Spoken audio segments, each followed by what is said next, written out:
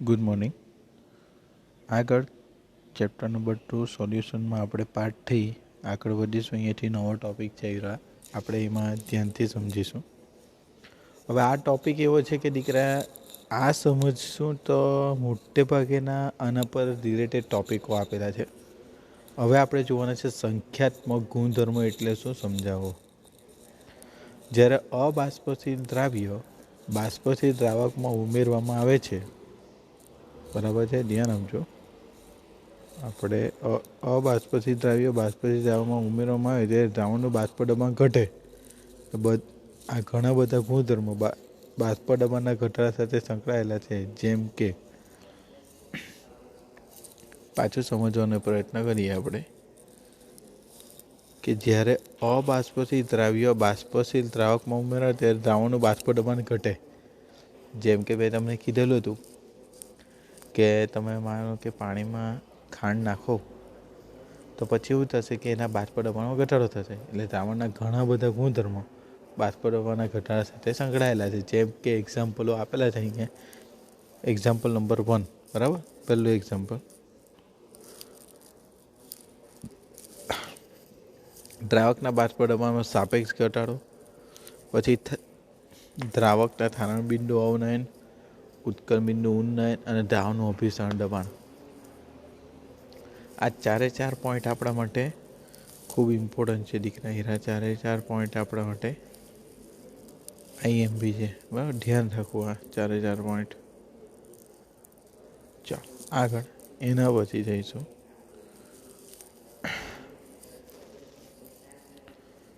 આ બધા જ ગુણધર્મો દ્રાવણમાં રહેલા કણોની કુલ સંખ્યા, દ્રાવણમાં રહેલા કુલ સંખ્યાની સાપેક્ષ સ્વભાવની બિનસંદર્ભ દ્રાવ્ય કણોની સંખ્યા પર આધાર રાખે છે. આવા ગુણધર્મને સંખ્યાત્મક ગુણધર્મ કહે છે. આ આપણા માટે ખૂબ ઇમ્પોર્ટન્ટ છે દીકરા, કે આ વસ્તુ આપણા માટે વ્યાખ્યા કામની છે આપણને એરિયા, બરાબર. આ વ્યાખ્યા ઇમ્પોર્ટન્ટ છે કે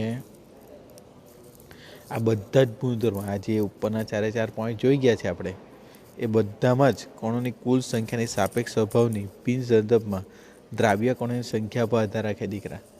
એટલે તમે જે પદાર્થ ઓગળેલો છે તેની અંદર રહેલા કણોની સંખ્યા પર આધાર રાખે છે. એને શું કહીશું દીકરા આપણે? સંખ્યાત્મક ગુણધર્મો. આગળ એના પછી પહેલું જ આપેલું છે. હવે આપણે અગાડી બાષ્પશીલ દ્રાવ્ય અને બાષ્પશીલ દ્રાવક એટલે કે તેના માટે રાઉટનો નિયમ જોઈ ગયા. હવે આ કેવું છે દીકરા, સમજવાનો પ્રયત્ન કરશો. આ અબાષ્પશીલ દ્રાવ્ય અને બાષ્પશીલ દ્રાવક માટે રાઉટનો નિયમ છે. અગાડી એમાં સમજતા જઈશું. દ્રાવણમાં દ્રાવકનું બાષ્પ દબાણ શુદ્ધ દ્રાવકના બાષ્પ દબાણ કરતાં ઓછું હોય છે, કારણ કે બાષ્પ દબાણમાં થતો ઘટાડો ફક્ત દ્રાવ્ય કણોની સંખ્યા પર સાંદ્રતા પર આધારિત છે. કણોની સાંદ્રતા પર. પાછું ધ્યાન આપજો. દ્રાવણમાં દ્રાવકનું બાષ્પ દબાણ શુદ્ધ દ્રાવકના બાષ્પ દબાણ કરતાં ઓછું હોય છે, કારણ કે બાષ્પ દબાણમાં થતો ઘટાડો ફક્ત દ્રાવ્ય કણોની આના પર આધાર રાખે દીકરા, સંખ્યા પર. એટલે અહીંયા શું થશે કે તમે જેટલું વધારે ઓગાળેલું હશે દીકરા દ્રાવ્ય, તો શું થાય? બાષ્પ દબાણમાં ઘટાડો વધારે થશે. અગાડી નેક્સ્ટ એના પછી દ્રાવણનું બાષ્પ દબાણ મોલ અંશ અને દ્રાવકના બાષ્પ દબાણ સાથે સંબંધ નીચે મુજબ છે કે P1 બરાબર x1 × P10, બરાબર છે. કે P1 જે ચલે છે તે મોલ અંશના સમપ્રમાણમાં છે. ચલે છે ચિહ્ન કાઢવું એટલે P10. અગાડી બીજો પોઈન્ટ, હવે આપણે ઘટાડો લીધેલો છે. ઘટાડો એટલે તફાવત શું આવશે દીકરા? તો અહીંયા આપણે તફાવત આપ્યો કે ડેલ્ટા P1 બરાબર શું? તો P10 - P1. હવે ઉપર તમે આ P1ની કિંમત જોઈ, એ P1ની કિંમત અહીંયા મૂકો તો P10 - P10 × x1. P10 શું નીકળે દીકરા? કોમન, એટલે 1 - x1. હવે આપણે એક વસ્તુ અહીંયા ભણી ગયેલા છે અગાડી કે દીકરા આપણે અગાડી બી બોલી ગયા કે મોલ અંશનો સરવાળો હંમેશા કેટલો થાય છે દીકરા? 1. એટલે x1 + x2 = 1. તો એની અંદર જોઈ લો, આમાં કરતા તરીકે શું બનાવ્યું દીકરા? તો x2 ને કરતા બને તો x1 ને સાંભે લઈ જાય તો શું થાય? 1 - x1. તો 1 - x1ની જગ્યા પર શું લખી દેખાય? x2. તો અહીંયા 1 - x1ની જગ્યા પર શું લખી દીધું એ લોકોએ? x2. એટલે આપણો જવાબ શું આવ્યો? ડેલ્ટા P1 બરાબર X2 ઇન્ટુ P10. કેટલાક બાષ્પથી દ્રાવ્ય ધરાવતા દ્રાવણમાં બાષ્પ દબાણમાં ઘટાડો જુદા જુદા દ્રાવ્યોના મૂલ અંશના સરવાળા બરાબર થાય છે. ઓકે, હવે જ ધ્યાન આપજો. હવે એમાં ધ્યાન આપીએ તો અહીંયા ડેલ્ટા P1ના છેદમાં દીકરા P1ને છેદમાં લાવી દો એટલે P10. હવે તમને ડેલ્ટા P1 એટલે ઉપર આપણે જોયું આવ્યું. ડેલ્ટા P1 એટલે શું? P10 માઇનસ P1 આવ્યું. તેની કિંમત અહીંયા લખી ને P10 નીચે ઇઝિકલ ટુ X2. ખબર પડે ને તો આવ્યું. જો ને આ સૂત્રમાં શું કર્યું? P10ને છેદમાં લાવ્યા એટલે આ મળ્યું. પછી ડેલ્ટા P1ની કિંમત મૂકી P10 માઇનસ P1.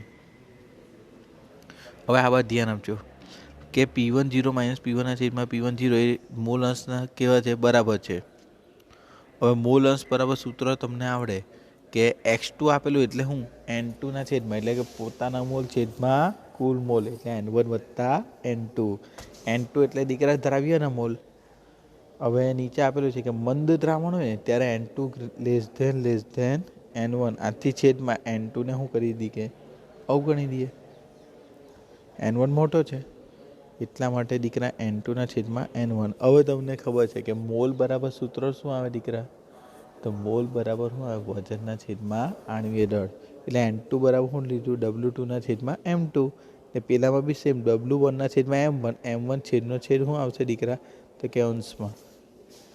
એટલે આપણને અહીંયા એક સરસ સૂત્ર મળી ગયું છે. બરાબર? આ સૂત્ર આપણા માટે કામનું છે દીકરા. આ રાઉટના નિયમ માટેનું સૂત્ર છે કે ભાઈ P10 માઇનસ P1 ના છેદમાં P10 બરાબર W2ના છેદમાં M2 ગુણ્યા M1ના છેદમાં W1. બરાબર? આ પ્રમાણે આપણા સૂત્રમાં છે. હવે અહીંયા આપણને ખબર પડવી જોઈએ કે W1 આવે એટલે કોનું? તો દ્રાવક જેનું પ્રમાણ વધારે. બરાબર? પછી W2 એટલે દ્રાવ્યનું દળ. M1 એટલે દ્રાવકના મૂલ દળને. આ તો બધું હવે એક સમજ પડે તો બધું સમજ પડે. તમારા મગજમાં ખાલી એટલો કોન્સેપ્ટ હોવો જોઈએ કે W1 એટલે દ્રાવક તો M1 બી શું આવવાનો? દ્રાવક જ. તેવી રીતે W2 દ્રાવ્ય તો M2 બી શું આવે? દ્રાવ્ય. આ પ્રમાણે આ સૂત્રને યાદ રાખી લેવું. લખીને કરશો તો જલ્દી આવડી જશે. આગળ નેક્સ્ટ ક્વેશ્ચન. એના પરથી દાખલો આવેલો છે દીકરા. હમણાં સૂત્ર જોઈએ એના પરથી કે અમુક તાપમાને શુદ્ધ બેન્ઝીનનો બાષ્પદબાણ 0.850 બાર છે. એક અબાષ્પશીલ અવિદ્યુત વિભાજ્ય ઘનના 0.5 ગ્રામ વજન પદાર્થને 39 ગ્રામ બેન્ઝીનમાં ઉમેરવામાં આવે. તમે એક વસ્તુ આ દીકરા યાદ રાખો. પાછું વાંચે. અમુક તાપમાને શુદ્ધ બેન્ઝીનનું બાષ્પદબાણ 0.80 બારે એક અબાષ્પશીલ અવિદ્યુતીય ઘટક. દીકરા હવે જેનું પ્રમાણ અહીંયા શું આપેલું? ઓછું હોય ને તેને W2 કહેવાનું. શબ્દ પ્લીઝ ધ્યાન આપો. જેનું પ્રમાણ ઓછું તે W2. તે જેનું પ્રમાણ વધારે હોય ને તેને W1 બરાબર ઉમેરવામાં આવે છે. દ્રાવણનું બાષ્પદબાણ 0.845 બાર જણાવ્યું તો ઘન પદાર્થનું મોલર દળ કેટલું હશે? બરાબર? અહીંયા આપણે મોલર દળ શોધવાનું છે. આપણે જાણતા જુદા જુદા જથ્થા નીચે પ્રમાણે છે. P10 બરાબર આપેલું છે. આ P1, આ M1, W2, W1 બધી કિંમતો આપણને આપેલી છે અહીંયા. હવે આગળ ધ્યાન આપીશું. અહીંયા જો દ્રાવણનું બાષ્પદબાણ એટલે P10 બરાબર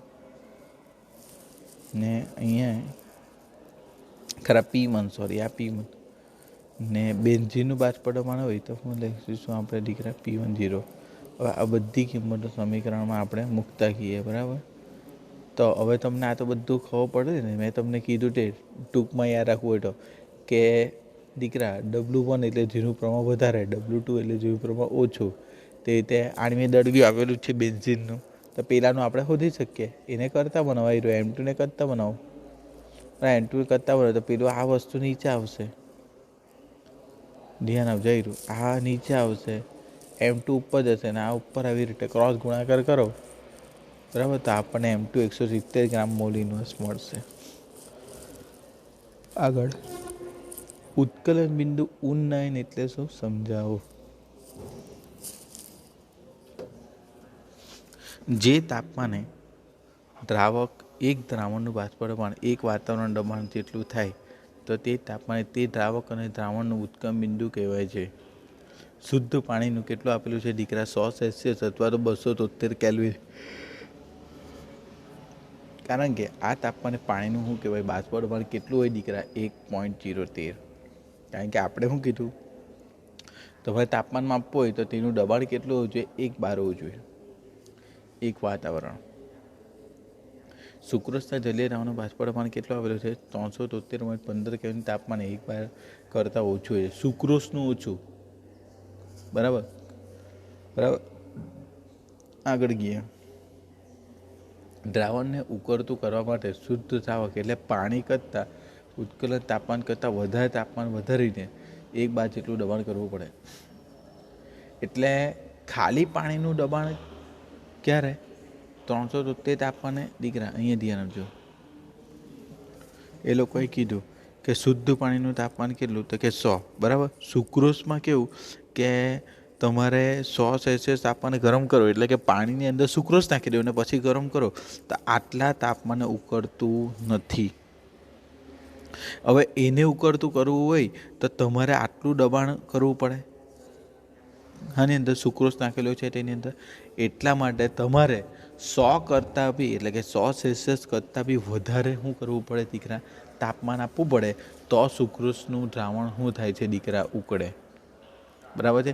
એનો મતલબ અહીંયા આપણને એ વસ્તુ ખબર પડી ગઈ કે જો તમારે અહીંયા આપણને એ વસ્તુની સમજૂતી ચોક્કસપણે મળે છે કે જો તમે શુદ્ધ પાણીને ઉકળવા માંગો, બરાબર, એટલે કે ગરમ કરશો તે 100 સેલ્સિયસે ઉકળી જશે. પણ જો તમે એમાં અબાષ્પશીલ ઘટકો અથવા તો પદાર્થ ઉમેરશો તો એના બાષ્પ દબાણમાં ઘટાડો થશે. શબ્દ ધ્યાન આપજો. બાષ્પ દબાણમાં ઘટાડો થશે એટલે તમારે એને તાપમાન ઊંચું આપવું પડશે. બરાબર. આગળ એના પછી વાંચીએ. આગળ બી આ શબ્દો ઓલરેડી વાંચી ગયેલા છે આ ટોપિકમાં. આગળ મોલર ઉન્નયન એટલે શું સમજાવો? 1 kg દ્રાવકમાં 1 મોલ પદાર્થમાં દ્રાવ્ય કરતાં ઉત્કલન બિંદુમાં થતા વધારાને મોલર ઉન્નયન કહે છે. એટલે ઉત્કલન બિંદુમાં વધારો થાય. કેમ? કારણ કે જેવો દ્રાવ્ય પદાર્થ તમે ઉમેરો ને એટલે દબાણ ઘટી જાય ને દબાણને તમારે વધારવું હોય તો તેના માટે તમારે શું કરવું પડે? ગરમ કરવું પડે વધારે. શુદ્ધ દ્રાવકના ઉત્કલન બિંદુ કરતાં તેમાંથી બનાવેલા દ્રાવણનું ઉત્કલન બિંદુ ઊંચું થશે. ઉત્કલન બિંદુ ઉન્નયન એ દ્રાવ્ય કણોના સ્વભાવ પર નહીં પણ તેની સંખ્યા પર શું કરે છે દીકરા? આધાર રાખે છે. એટલે મુખ્ય પોઈન્ટ આવ્યો આ છે. હવે શબ્દો પર ધ્યાન આપવાનું છે આપણે. આવ્યું શુદ્ધ દ્રાવકના ઉત્કલન બિંદુ કરતાં શુદ્ધ દ્રાવકના ઉત્કલન બિંદુ કરતાં બનાવેલા દ્રાવણનું ઉત્કલન બિંદુ ઊંચું હશે. એટલે કે ઉત્કલન બિંદુ ઉન્નયન એ દ્રાવ્ય કણોના સ્વભાવ પર નહીં પણ તેની સંખ્યા પર આધાર રાખે છે.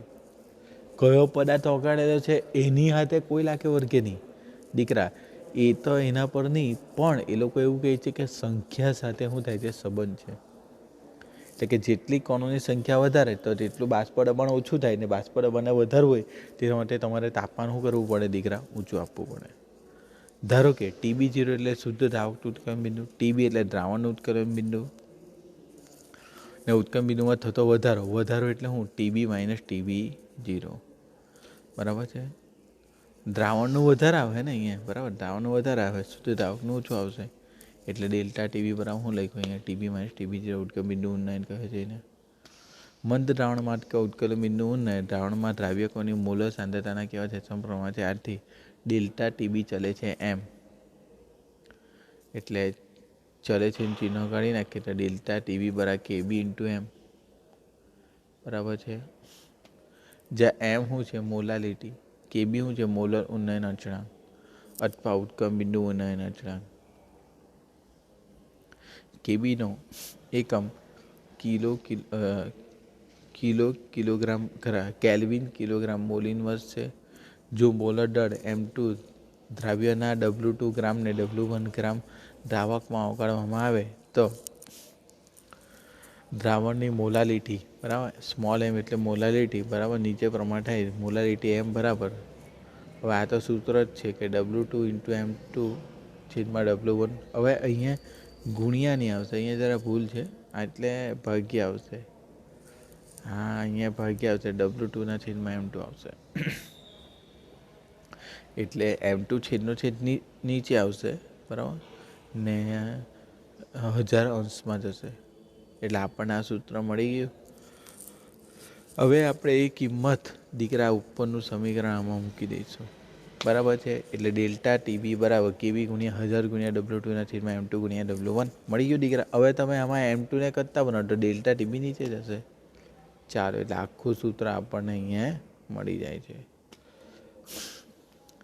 બરાબર, એટલે અહીંયા દ્રાવકનું ઉત્કલન બિંદુ ને દ્રાવણનું ઉત્કલન બિંદુ બે વસ્તુ આપેલું છે, અને ડેલ્ટા ટીબી 0 માઇનસ ટીબી. એટલે અહીંયા આપણને ડેલ્ટા ટીબી માઇનસ ટીબી 0 બરાબર, એટલે ડેલ્ટા ટીબી બરાબર બાષ્પીભવન અને તાપમાન વચ્ચેનો શું બતાવે છે દીકરા સંબંધ.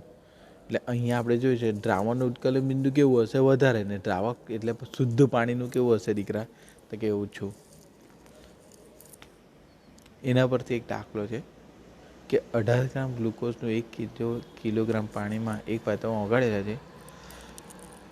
1.013 દબાણે પાણી કયા તાપમાને ઉકળશે. પાણી માટે કેબી આપેલું છે 0.52 કેલ્વિન.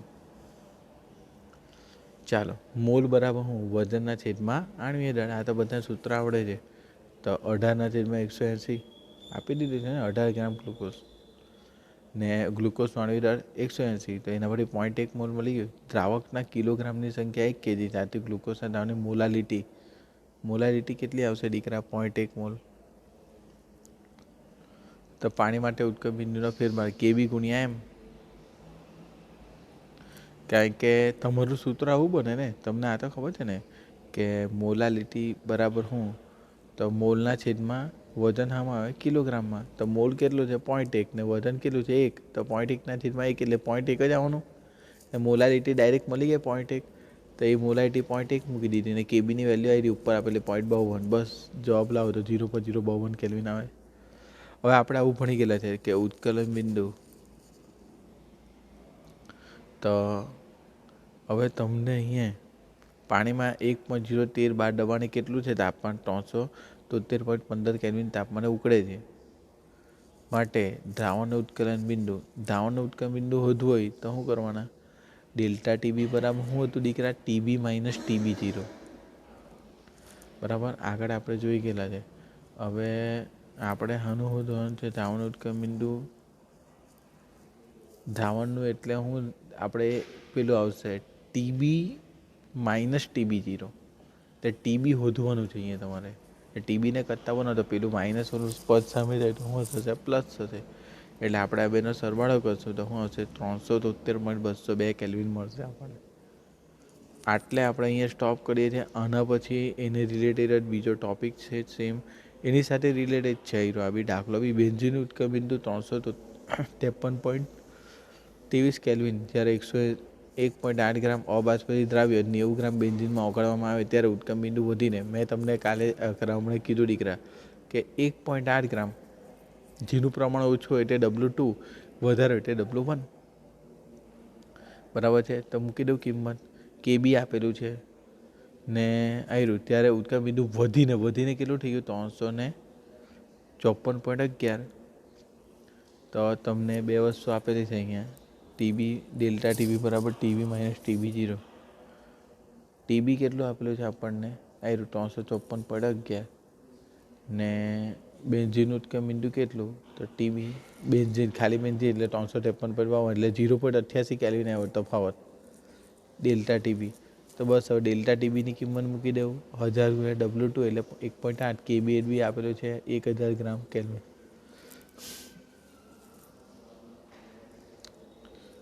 આપણે બરાબર છે